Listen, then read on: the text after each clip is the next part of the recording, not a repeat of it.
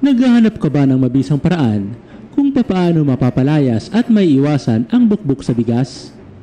Sa video na ito ay babahagi ko ang iba't ibang uri ng paraan upang mapaalis ang bukbok at maiwasan magkaroon nito sa bigas. Ano-ano nga ba mga paraan na ito at bakit dapat mo itong gawin? Yan at iba pang kaalaman tungkol sa kung papaano maiiwasan at mapapalayas ang mga bukbok sa bigas, mais, palay, harina at iba pang katulad nito ang pag-uusapan natin sa video na ito. Isa sa mga nagiging problema ng mga nagbebenta at nag-iimbak ng bigas, palay, harina at iba pang katulad nito ay ang mga pesting bukbok. Paano nga ba may iwasan ang mga pesting bukbok na ito upang hindi na sila makapaminsala sa ating kabuhayan at pagkain? Madalas ay makikita mo ang bukbok na ito sa mga imbakan ng bigas, mais at harina. Tinatawag sila sa English na grain weevil o wood borer at sa Tagalog naman ay tinatawag sila na unos o bukbok.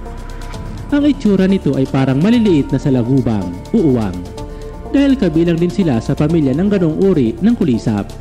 Bagaman hindi naman sila nangangagat, hindi sila magandang alagaan sa loob ng bahay dahil maaari nitong ubusin ang iyong mga inimbak na bigas. At dahil gumagapang sila, may panganib na baka gumapang din ito sa iyong katawan at pumasok sa hindi dapat pasukan. Narito ang mga natural na pamamaraan upang maiwasan at mapalayas ang mga bukbok sa bigas. Tamang pag-iimbak. Ilagay ang bigas sa lalagyan na mayroong takip o silyado upang maiwasan na makapasok ang mga insekto. At kung magdaragdag ng panibagong imbak sa lalagyan, siguraduhin na ubusin muna ang lumang stock o imbak upang napapalitan ito ng bagong imbak.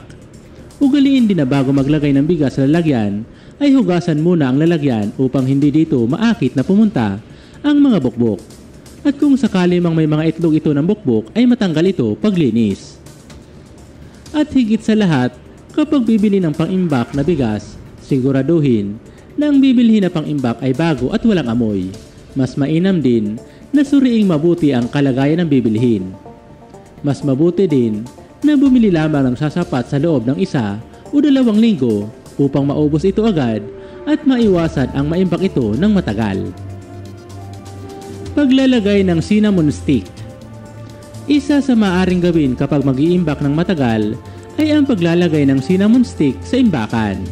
Bukod sa magbibigay ito ng mabangong amoy sa bigas, mapipigilan pa nitong maakit dito ang mga peste dahil sa matapang na amoy nito na sumisira sa pang-amoy ng mga peste sa bigas.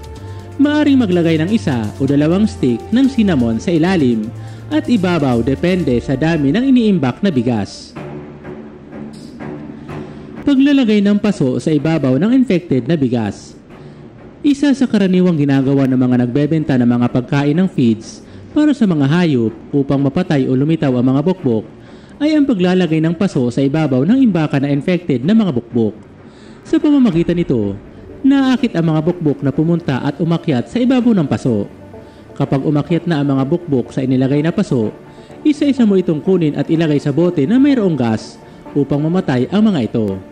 Ang paraan na ito ay matrabaho at kailangan ng mahabang pasensya, ngunit ito ay epektibong paraan. Pagbibilad sa araw. Ang mga bukbok ay ayaw sa mainit kaya naman makakatulong ang pagbibilad sa araw ng nabiling bigas na may bukbok upang maitaboy sila at mamatay ang mga itlog na nasa bigas o harina. Maaring ibilad ito ng buong maghapon upang makasigurado na mapalayas at mamatay ang mga itlog ng bukbok na nasa bigas. Pagtatahip. Ang pagtatahip ay isa din sa tradisyonal na pamamaraan upang alisin ang mga bukbok sa bigas na magpasa hanggang ngayon ay ginagawa pa din lalo na yung mga nakatira sa probinsya at liblib na lugar. Paglalagay ng mamasa-masang bimpo. Isa din sa magandang opsyon ang pag-iwan ng mamasa-masang bimpo sa ibabaw ng bigas sa gabi. Lalapitan ito ng mga unos o bukbok at kakapit sila dito. Sa umaga ay tanggalin ang bimpong kinapitan ng mga unos at labhan ang bimpo. Pagsasagawa ng fumigation. Ginagawa ang ganitong proseso para sa malakihang nag-iimbak ng bigas at iba pang produkto na maaaring pestehin ng mga bukbok.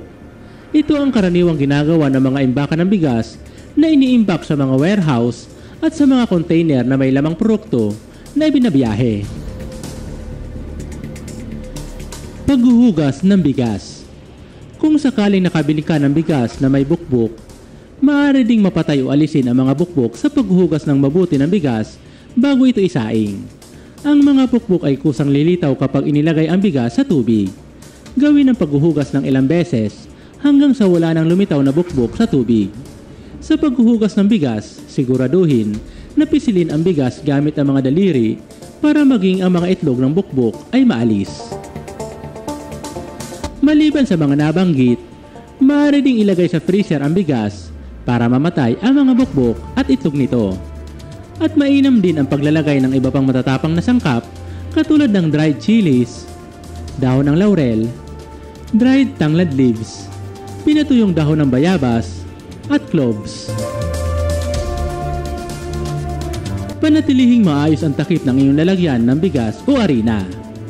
Panatilihin ding malinis ang paligid ng imbakan at sabunan o pahiran ng suka ang istante ng iyong imbakan upang maiwasan ang pagkakaroon ng bukbok. Ikaw ba, kaorban?